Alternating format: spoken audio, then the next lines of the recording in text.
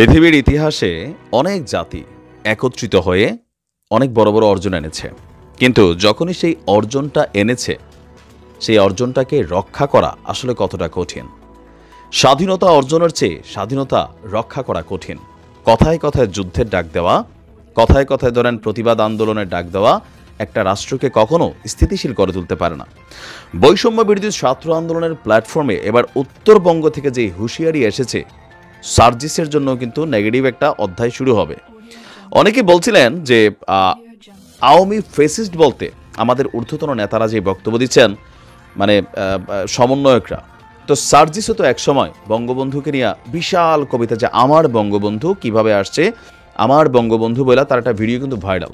ছাত্রলীগের সাবেক কর্মী, তো তুমি যদি ছাত্রলীগের সাবেক কর্মী হইয়া এখানে সমন্বয়কের এত বড় একটা পদে তুমি থাকতে পারো, তাহলে মোস্তফা সরোয়ার ফারুকী অথবা অনেকেই কেন তারা পারবে না? এরকম একটা পাল্টাপাল্টি প্রশ্ন তাদের মধ্যে কিন্তু শুরু হয়েছে, বা জনগণের মধ্যে এই প্রশ্নটা এখন কাজ করছে। প্রশ্নটা অন্য জায়গায়। আমাদের আলোচনার টপিকটা হচ্ছে উপদেষ্টা পদে যারা আছেন, নাহিদ, আসিফ, সার্জিস, হাসনাত সহ আরও যারাই আছেন সমন্বয়ক প্লাস উপদেষ্টা, তারা যেই আন্দোলন শিখিয়ে গেছে তাদের অনুসারীদের, সেই আন্দোলনই আজকে সেই পলিসি নিজেদের জন্য একটা জাল তৈরি করে ফেলেছে। সেই জাল থেকে আসলে আমাদের সমন্বয়কটা কিভাবে বের হবেন? যদিও সমন্বয়কদের দাবি, আমাদের বৈষম্যবিরোধী আন্দোলনের ছাত্রদের দাবি অনেক ক্ষেত্রে একরকম, আবার দ্বিমতও আছে। যমুনা সেতু ব্লক করা হবে, উত্তরবঙ্গ সারা বাংলাদেশ থেকে বিচ্ছিন্ন করে দেওয়া হবে।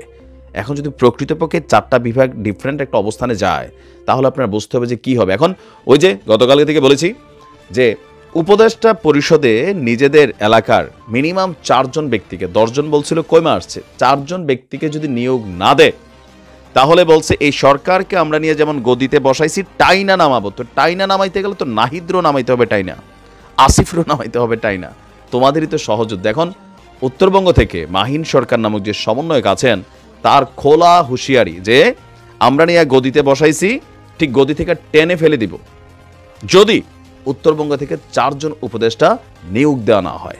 ডক্টর মোহাম্মদ ইউনূসের উপরে তারা ক্ষোভ ঝেড়েছেন যে আপনি সাইদের বাড়ি এসে বলছেন এলাকার বৈষম্য দূর হবে, তো উত্তরবঙ্গের কোথায়? উত্তরবঙ্গের মানুষরা কি শুধু রিক্সা চালাবে? আমাদের ছেলেরা কি শুধু গার্মেন্টসে কাজ করবে? আমরা কি উপদেষ্টা পদে যাওয়ার মতো যোগ্যতা রাখি না? তাহলে কেন আমরা এই বৈষম্যের শিকার হচ্ছি? তারপরে হুঁশিয়ারি দিয়ে সমন্বয়কদের উদ্দেশ্যে কিন্তু এখানে একটা বার্তা গেছে। কোনটা? যে যদি ঊর্ধ্বতন পর্যায়ে উপদেষ্টা পদে যারা আছে সমন্বয়কদের মধ্যে, বা সার্জিস, হাসনাত যারা আছে, তাদেরকেও কিন্তু এখানে সোজা বার্তা দেওয়া হয়েছে। আমি দেখলাম অনেক বক্তব্য, তো খুবই গুরুত্বপূর্ণ যে অংশগুলো আমার কাছে মনে হয়েছে যে আপনারা শিখিয়েছেন কিভাবে আন্দোলন করতে হয়, আমরা দেখেছি কিভাবে অধিকার আদায় করতে হয়, সেই পথেই আমরা হাঁটব। আবারও আমরা রাজপথে নামবো, গুলির সামনে বুক পেতে দিব, আমরা প্রাণ দিব, কিন্তু অধিকার আদায় না করা পর্যন্ত ঘরে ফিরে যাব না। এখন এতটা যদি হার্ড সিচুয়েশনে যায়, তাহলে আপনি বুঝতে পারতেছেন যে এই বৈষম্য বিরোধী সমন্বয়কদের মধ্যে কি অবস্থা তৈরি হচ্ছে। এখন এটা আসলে কতটুকু সম্ভব? যদি এরকমই হয়, তাহলে হয়তো পরবর্তী সময় আরও ভিন্ন দাবি দেওয়া আসবে। অপরদিকে ডক্টর মোহাম্মদ ইউনূস সরকারের সাথে সমন্বয়কদের এই যে দূরত্ব তৈরি হচ্ছে, এটার পেছনের কারণটা কি? কেউ বলছেন ক্ষমতা, কেউ বলছেন যে নিজেদের পছন্দ অনুযায়ী যখন কোনো সিদ্ধান্ত সরকার না নেয় তখনই ছাত্ররা আন্দোলনে চলে যায়। আবার কেউ বলছেন যদি সব সিদ্ধান্ত ছাত্ররাই নেয়, তো সরকার বৈশাখ কি ঘোড়ার ঘাস কাটবে? সরকারের কাজটা কি? ছাত্ররা একটা সরকার বসাইছে, সরকারকে সরকারের মতন ফাংশন করতে দিতে হবে। সরকারের যে কোনো সিদ্ধান্তের বিরুদ্ধে এইভাবে যদি রাজপথে নেমে যায়, কথায় কথায় আন্দোলন, হুঁশিয়ারির ডাক দেয়, তাহলে তো রাষ্ট্র স্থবির হয়ে যাবে। সাধারণ মানুষ আয় উপার্জন করতে পারছে না। ঢাকা শহর কার্যত একটা বিচ্ছিন্ন অবস্থায় চলে যাচ্ছে। বিভিন্ন শহরে যখন রোড ব্লক করা হচ্ছে, আমজনতা বিরক্ত হচ্ছে।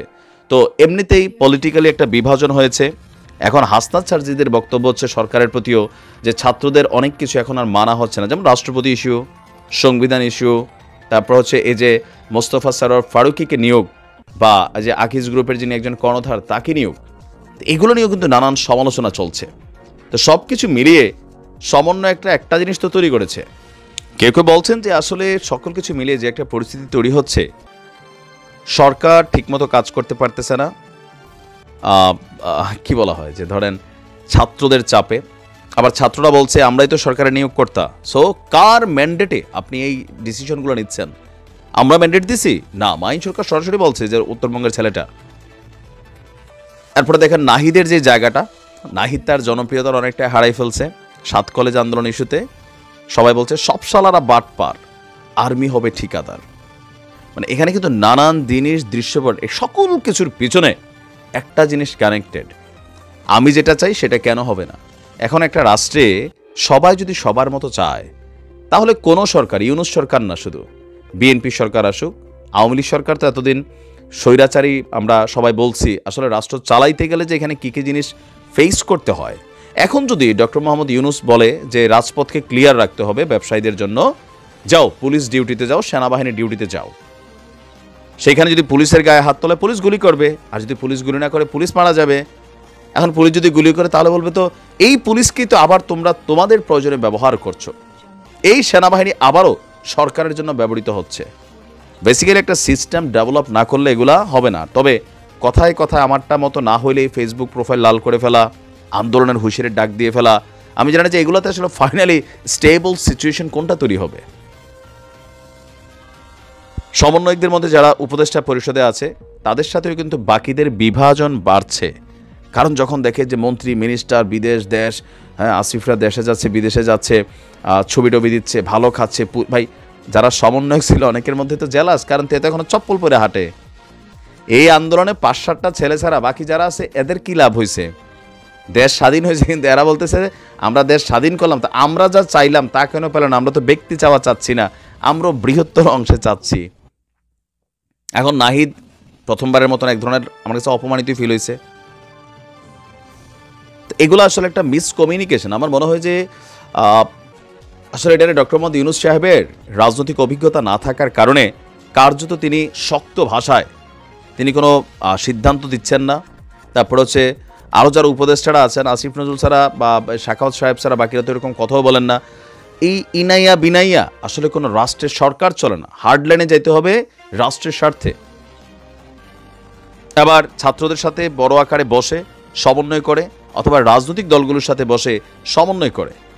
রাজনৈতিক দলগুলোর সাথে যোগাযোগ নাই, সেখানে তারা ডাক পাচ্ছে না। এই আন্দোলনে যে শিক্ষক, প্রাইভেট বিশ্ববিদ্যালয়ের শিক্ষার্থীদের মধ্যে বিভাজন আসছে না, আসছে তো। মাহতাব স্যার বললেন যে 1 মিনিট ফোন দেওয়া হয় না সরকারের পক্ষ থেকে। তা আসিফ নাহিদরা কেন ফোন দিল না? একটা কৃতজ্ঞতা ফোন তো দরকার ছিল। তো এখন ওনার এই এক ডাকে প্রাইভেট ইউনিভার্সিটি কিন্তু আলাদা হয়ে যাচ্ছে। এরপরে ডাক দিলে পাবেন। এখন হাসনাত বা সার্জিস তারা ডাক দিয়ে মানুষ মাঠে রাখতে হবে, কারণ বিএনপি জামাতের জন্য এতটা রেড সিগন্যাল নাই যতটা সার্জিস হাসনাতদের জন্য। বিশেষ করে ছাত্রলীগ কইরা একটা সময় তারা তাদের অবস্থান তৈরি করছে, হাই লেভেলে তারা একটা প্রোফাইল ক্রিয়েট করছে। ওই সময় যতটুকু সুবিধা দরকার ছিল, যারা মানে ফেসিবাদী সরকারকে, তারাও তো একটা অংশ সাপোর্ট দিয়া মানুষকে ইনফ্লুয়েন্স করছে। অনেকে বলছে তো তোমাদেরও তো বিচার হওয়া দরকার, তোমরা কিভাবে, তোমাদের কেন বিশ্বাস করি। ইভেন এই বৈষম্যবিরোধী আন্দোলনের প্রথম দিকে খেয়াল থাকার কথা, সার্জিসকে নিয়ে নানান সমালোচনা হয়েছিল। তারপরে তার বক্তব্য, তীক্ষ্ণ বুদ্ধি, নেতৃত্বের কোয়ালিটি সব কিছুকে মিলে ব্যালেন্স করে ফেলছিল। এখন আবার সেই পুরনো কথাগুলো, ভিডিওগুলো ভাইরাল হচ্ছে, যখন বলা হচ্ছে যে ফেসিস্টের দোসরদেরকে বসানো হচ্ছে। তো দোসরের মধ্যে এখানে অধিকাংশ পোলাপানি রাজনীতির সাথে কানেক্টেড ছিল। তোমরা যেমন কৌশল অবলম্বন করেছো, ফারুকিরা হয়তো এরকম কৌশল অবলম্বন করেছে, মানে কাউন্টার পাল্টা কাউন্টার আছে। আপনি মন্তব্যগুলোতে দেখবেন, আমরা জাস্ট হচ্ছে মন্তব্যগুলোকে বেসিস করে কথা বলি, বাট রাষ্ট্রের স্থিতিশীল অবস্থা দরকার। এইভাবে চললে ব্যবসা বাণিজ্য বিনিয়োগ, আমরা যারা বিজনেস করছি, তো এখানে অনেক ঝামেলা আছে। রাষ্ট্রকে স্থিতিশীল করা দরকার। প্রয়োজনে স্টেক হোল্ডার যারা আছে, ছাত্র, শিক্ষক, প্রাইভেট ইউনিভার্সিটি, রাজনৈতিক দল, সবাইকে নিয়ে বৈশা একটা ফর্মুলা দিয়া যে কোনটা কোনটা দরকার, কোনটা বেদরকারি। আবার চাইলে ওই যে 20 জন পোলাপান একসাথে আন্দোলন করে ফেললো, চিৎকার দিল, মশাল নিয়ে, এগুলা করলে ওই যে পুলিশকে দিয়া এগুলা কন্ট্রোল করতে হবে। তো পুলিশকে কন্ট্রোল করতে গেলে এখন পুলিশকে ধরে মানুষ মাইর শুরু করে, তো পুলিশ তো তার সেলফ ডিফেন্সে নিজেকে রক্ষা করতে হবে। তো ঘুরা ফিরে আবার কি আসতেছে আপনি দেখেন। বাট এগুলোর সুন্দর সলিউশন করা দরকার। ভালো থাকবেন।